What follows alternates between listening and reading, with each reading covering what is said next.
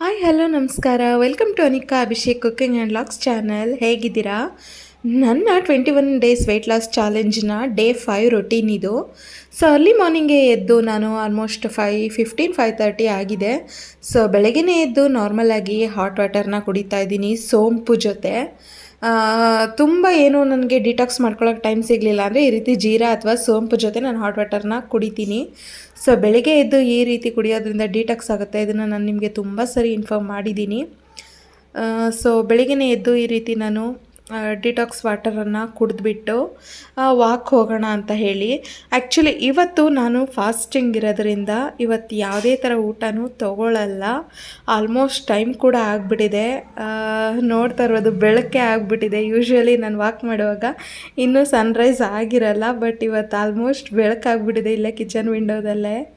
So walk ಕೂಡ ಆಯಿತು. Day 5 walk ಇವತ್ತು ಬಂದು 8717 ಅಂದರೆ ಇಷ್ಟು ಸ್ಟೆಪ್ಸ್ನ ನಾನು ವಾಕ್ ಮಾಡಿದ್ದೀನಿ. ಮೇ ಬಿ ನೈಟ್ ಮಾಡಲ್ಲ ಅನಿಸುತ್ತೆ ಇಷ್ಟೇ. ಹಾಗಾಗಿ ನಾನು ಇವಾಗಲೇ ಆದಷ್ಟು ವಾಕ್ ಮಾಡಿಕೊಂಡೆ. ಸೊ ಸ್ಟೆಪ್ಸ್ ಎಲ್ಲ ಕೌಂಟ್ ಆದಮೇಲೆ ಬಂದು 2 glass normal ವಾಟರ್ನ ಕುಡಿದೆ.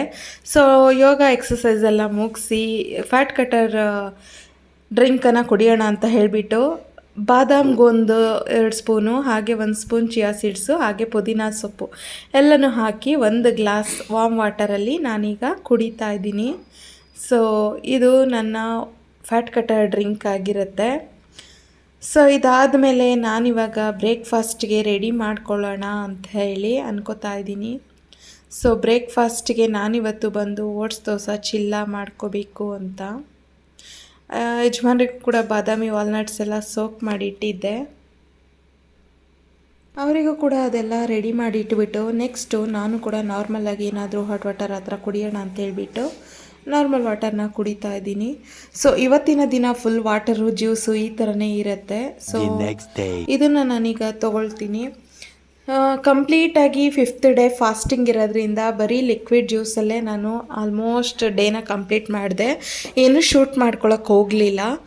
So 6th day normally ನನ್ನ ರೊಟೀನ್ ಹೇಗಿತ್ತು, ಅರ್ಲಿ ಮಾರ್ನಿಂಗ್ ಎದ್ದು ನಾನು ನಾರ್ಮಲಾಗಿ ವಾಟರ್ನ ಕುಡಿದೆ. ಹಾಟ್ ವಾಟರ್ನ ಮಾತ್ರ ಕಾಯಿಸ್ಬಿಟ್ಟು ಕುಡ್ದಿದ್ದೀನಿ. ಬೇರೆ ಏನೂ ಇಲ್ಲಿ ಎಕ್ಸ್ಟ್ರಾ ಯಾವುದೇ ವಾಟರ್ನ ನಾನು ತೊಗೋತಾ ಇಲ್ಲ. ಹಾಟ್ ವಾಟರು ನಾರ್ಮಲ್ ವಾಟರು ಎಷ್ಟು ತೊಗೋತೀವೋ ಅಷ್ಟು ಚೆನ್ನಾಗಿರ್ತೀವಿ. ಬಟ್ ಹಾಟ್ ವಾಟರ್ನ ಬೆಳಿಗ್ಗೆ ಎದ್ದ ತಕ್ಷಣ ಖಾಲಿ ಹೊಟ್ಟೆಲಿ ಅಷ್ಟೇ ತೊಗೋಬೇಕು. ಅದಾದಮೇಲೆ ತೊಗೊಂಡ್ರೂ ಯೂಸ್ ಇಲ್ಲ. ಅದಾದಮೇಲೆ ನೆಕ್ಸ್ಟು ವಾಕ್ ಹೋಗೋಣ ಅಂತ ಹೇಳಿದೆ. ಆಲ್ಮೋಸ್ಟ್ ಇವತ್ತು ಕೂಡ ಸನ್ರೈಸ್ ಆಲ್ಮೋಸ್ಟ್ ಸ್ಟಾರ್ಟ್ ಆಗಿತ್ತು. ಇನ್ನೂ ಸ್ವಲ್ಪ ಕತ್ತಲೆ ಅಷ್ಟೇ ಬಿಟ್ಟರೆ ಆಲ್ಮೋಸ್ಟ್ ಬೆಳಕಾಗೋಗ್ಬಿಟ್ಟಿತ್ತು. 5:52 ನಾನು ವಾಕ್ ಸ್ಟಾರ್ಟ್ ಮಾಡಿದಾಗ ಇವತ್ತು ಸ್ವಲ್ಪ ಮಳೆ ಬಂದಿದ್ದರಿಂದ ರೋಡೆಲ್ಲ ಮೆಸ್ಸಿ ಅಂತಲೇ ಅನ್ನಿಸ್ತಾ ಇತ್ತು. 6th ಡೇ ನನ್ನ ವಾಕಿಂಗ್ ಸ್ಟಾರ್ಟ್ ಮಾಡಿದ್ದು. ಹಾಗೆ ನನ್ನ ವಾಕಿಂಗ್ನ 5:52ಗೆ ಅರೌಂಡ್ 7:32ಗೆ ನನ್ನ ವಾಕಿಂಗ್ ಎಂಡ್ ಆಯಿತು. ಸೊ ಟೋಟಲಿ ನನ್ನ ವಾಕಿಂಗ್ ಸ್ಟೆಪ್ಸ್ ಬಂದು ಇವತ್ತು 7278 ಸ್ಟೆಪ್ಸ್ ಆಗಿತ್ತು. ಅರೌಂಡ್ ಟೋಟಲಾಗಿ ಇಷ್ಟು ಸ್ಟೆಪ್ಸ್ನ ಕಂಪ್ಲೀಟ್ ಮಾಡಿಬಿಟ್ಟು 1 ಅವರ್ ತೊಗೊಂಡಿದ್ದೆ. ಈ ಸ್ಟೆಪ್ಸ್ಗೆ ನಡೆಯೋಕ್ಕೆ ಆಗ್ತಿರ್ಲಿಲ್ಲ, ಯಾಕೋ ಎನರ್ಜಿ ಇರಲಿಲ್ಲ ಅನಿಸ್ತಾಯಿತ್ತು. ಹಾಗೆ ಮನೆಗೆ ಬಂದ ಮೇಲೆ ಸೊ ನನ್ನ ಹಾಟ್ ವಾಟರ್ ಅದು ಕುಡಿದ್ಬಿಟ್ಟು ಹೋಗಿದ್ದೆ ಅಲ್ವಾ. ಸೊ ನಾರ್ಮಲಿ ವಾಟರ್ ಒಂದು 2 ಗ್ಲಾಸ್ ಕುಡಿಯೋಣ ಅಂತೇಳಿ ಮನೆಗೆ ಬಂದ ತಕ್ಷಣ 2 ಗ್ಲಾಸ್ ನಾರ್ಮಲ್ ವಾಟರ್ನ ಕುಡಿತಾ ಇದ್ದೆ. ನಿಜವಾಗ್ಲೂ ನೀರು ನಮಗೆ ತುಂಬಾ ಎಫೆಕ್ಟಿವ್ ಆಗಿ ವರ್ಕ್ ಮಾಡುತ್ತೆ. ನಾವು ಎಷ್ಟೇ ವೆಯ್ಟ್ ಲಾಸ್ ಮಾಡಬೇಕು ಅಂತ ನಾರ್ಮಲಾಗಿ ಫುಡ್ಡಲ್ಲೆಲ್ಲ ಕಂಟ್ರೋಲ್ ಮಾಡೋದಷ್ಟೇ ಅಲ್ಲ, ಖಂಡಿತ ನೀರು ಕೂಡ ನಮ್ಗೆ ಅಷ್ಟೇ ಬೇಕು, ಲಿಕ್ವಿಡ್ ಕಂಟೆಂಟು. ಸೊ ಅದಾದಮೇಲೆ ನೆಕ್ಸ್ಟು ಬ್ರೇಕ್ಫಾಸ್ಟ್ಗೆ ಅಂತ ಹೇಳಿ ಕೊತ್ತಂಬರಿ ಸೊಪ್ಪು, ಹಸಿಮೆಣಸಿನ್ಕಾಯಿ, ಹಾಗೆ ಸ್ವಲ್ಪ ಕ್ಯಾಬೇಜು, ಈರುಳ್ಳಿ, ಕಾಯಿ ತುರಿನ ಸೇರಿಸ್ಕೊಂಡೆ. ಹಾಗೆ ಸ್ವಲ್ಪ ಕ್ಯಾರೆಟ್ ತುರಿನೂ ಕೂಡ ಸೇರಿಸ್ಕೊಂಡಿದ್ದೀನಿ. ಅಷ್ಟನ್ನು ಕೂಡ ಆ್ಯಡ್ ಮಾಡಿಕೊಂಡು ನಾನಿವಾಗ ಓಟ್ಸ್ ಚಿಲ್ಲ ಮಾಡ್ತಾಯಿದ್ದೀನಿ. ಡೈಲಿ ಒಂದು ಓಟ್ಸ್ ರೆಸಿಪಿ ಅಂತೂ ಇದ್ದೇ ಇರುತ್ತೆ. ಹಾಗಾಗಿ ಸೊ ಎಲ್ಲನೂ ಕೂಡ ವೆಜಿಟೇಬಲ್ಸ್ ಎಲ್ಲ ಆ್ಯಡ್ ಮಾಡ್ಕೊಂಡಿದ್ದಾದಮೇಲೆ ಈಗ ಇದಕ್ಕೆ ರುಚಿಗೆ ತಕ್ಕಷ್ಟು ಉಪ್ಪು, ಹಾಗೆ ನಾನು ಓಟ್ಸನ್ನು ಫ್ರೈ ಮಾಡಿ ಪೌಡ್ರ್ ಮಾಡಿ ಇಟ್ಕೊಂಡಿದ್ದೀನಿ. ಅದು ಒಂದು ಕಪ್ಪಷ್ಟು, ಅದ್ರ ಜೊತೆಗೆ ಸ್ವಲ್ಪ ಕಡಲೆ ಹಿಟ್ಟು ಅಂದರೆ ಒಂದು ಅರ್ಧ ಕಪ್ಪಷ್ಟು ಕಡಲೆ ಹಿಟ್ಟನ್ನು ತೊಗೊಂಡಿದ್ದೀನಿ. ಬಜ್ಜಿಗೆಲ್ಲ ಯೂಸ್ ಮಾಡ್ತೀವಲ್ಲ ಆ ಕಡಲೆ ಹಿಟ್ಟನ್ನು ತೊಗೊಂಡಿದ್ದೀನಿ.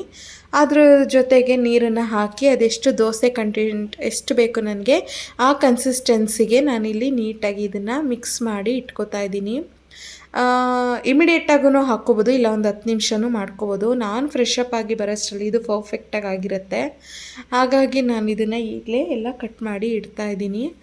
ಸೊ ನೀಟಾಗಿ ಈಗ ದೋಸೆ ಹಿಟ್ಟಿನ ಹದಕ್ಕೆ ಬಂದಿದೆ, ಕರೆಕ್ಟಾಗಿ ರೆಡಿಯಾಗಿದೆ.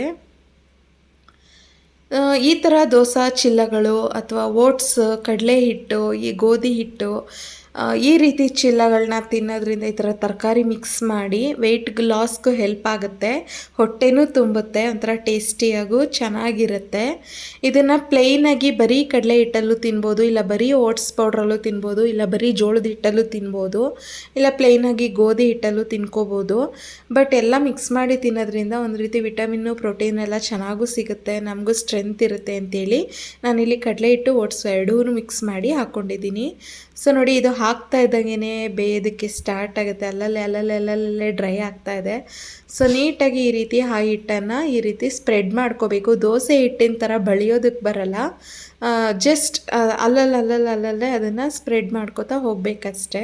ಸೊ ಈಗ ಆಯಿತು, ಇದನ್ನು ಈಗ ಟರ್ನ್ ಮಾಡಿ ಅದನ್ನು ಕೂಡ 2 ಸೈಡು ನೀಟಾಗಿ ಬೇಯಿಸ್ಕೊಂಡ್ರೆ ಪರ್ಫೆಕ್ಟಾಗಿರುವಂಥ ಓಟ್ಸ್ ಚಿಲ್ಲ ರೆಡಿ ಆಯಿತು. ಇದಕ್ಕೆ ನಾನು ಸ್ವಲ್ಪ ಪೈನಾಪಲ್ ಫ್ರೂಟು, ಅದ್ರ ಜೊತೆಗೆ ಸ್ವಲ್ಪ ಮಶ್ರೂಮ್ ಫ್ರೈ, ಅದ್ರ ಜೊತೆಗೆ ಕ್ಯಾರೆಟ್ ಸಲಾಡನ್ನು ತೊಗೊಂಡಿದ್ದೀನಿ. ಪ್ರತಿ ಬೆಳಗಿನ ಬ್ರೇಕ್ಫಾಸ್ಟಲ್ಲೂ ಒಂದು ಫ್ರೂಟು ಮಸ್ಟ್ ಆ್ಯಂಡ್ ಶುಡ್ ಇರಲೇಬೇಕು.